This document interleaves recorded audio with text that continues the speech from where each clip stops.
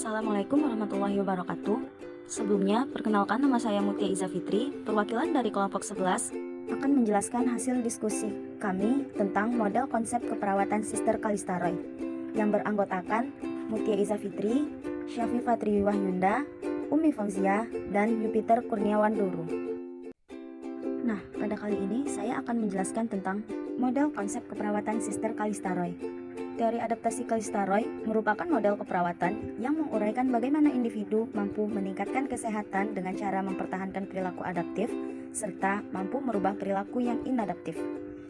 Pada materi ini kita akan membahas yang pertama, konsep dasar teori dan model konsep keperawatan Sister Kalista Roy, yang kedua, teori adaptasi dari Sister Kalista Roy, yang ketiga, konsep adaptif dan maladaptif keperawatan Sister Kalista Roy, dan yang terakhir, yang keempat, mengidentifikasi penerapan keperawatan Sister Kalista Roy. Yang pertama, konsep dasar teori dan model konsep keperawatan Sister Kalista Roy. Sister Kalista Roy lahir di Los Angeles pada tanggal 14 Oktober 1939. Beliau mengembangkan ilmu dan filosofinya berdasarkan 3 asumsi dasar, yaitu asumsi yang pertama, asumsi dari teori sistem, yang kedua, asumsi dari teori Melson, dan yang ketiga, asumsi dari humanisme. Asumsi dasar menurut Kalista Roy yang pertama, asumsi dari teori sistem. Sistem adalah seperangkat bagian yang saling berhubungan satu sama lain, yang saling bergantung antara fungsi yang satu dengan fungsi lainnya. Sistem mempunyai input, output, kontrol, proses, dan umpan balik. Input merupakan umpan balik yang juga disebut informasi. Sistem kehidupan lebih kompleks, memiliki standar dan umpan balik terhadap fungsinya.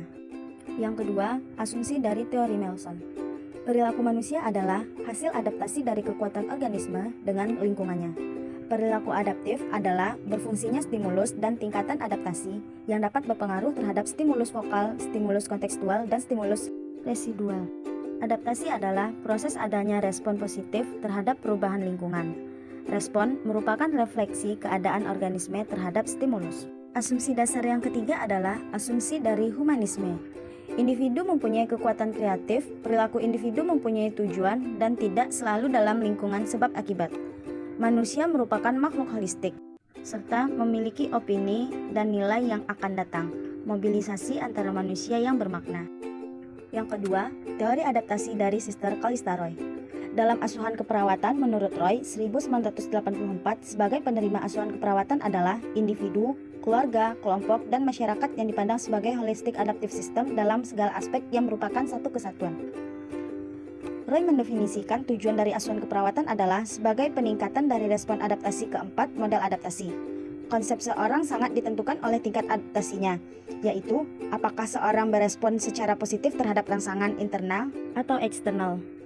Adapun pengertian dari klien sendiri adalah suatu kesatuan utuh yang mempunyai 4 model adaptasi berdasarkan kebutuhan fisiologis, konsep diri, fungsi peran, dan hubungan interdependensi.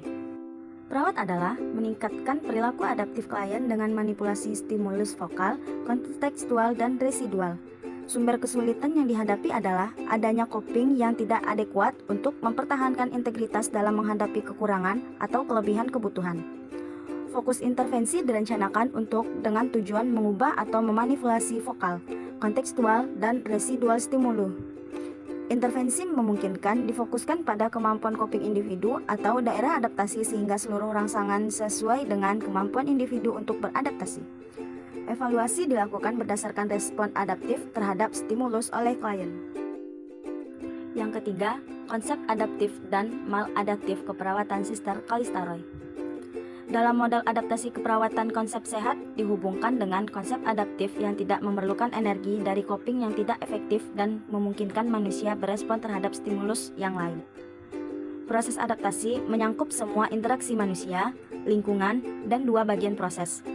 Bagian pertama dimulai dengan perubahan dalam lingkungan internal dan eksternal, yang membutuhkan sebuah respon yaitu stresor atau stimulus vokal, dan ditengahi oleh faktor-faktor kontekstual dan residual.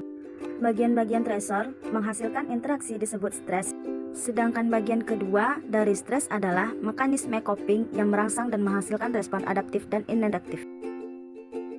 Dan yang terakhir yaitu yang keempat, mengidentifikasi penerapan proses keperawatan Sister Kalista Roy. Yang pertama, pengkajian perilaku, yaitu perilaku fisiologis, konsep diri, fungsi peran, dan interdependensi.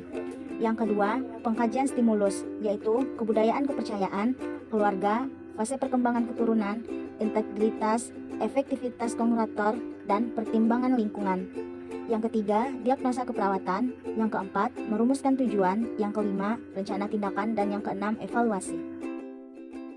Baiklah, mungkin sekian hasil diskusi dari kelompok kami.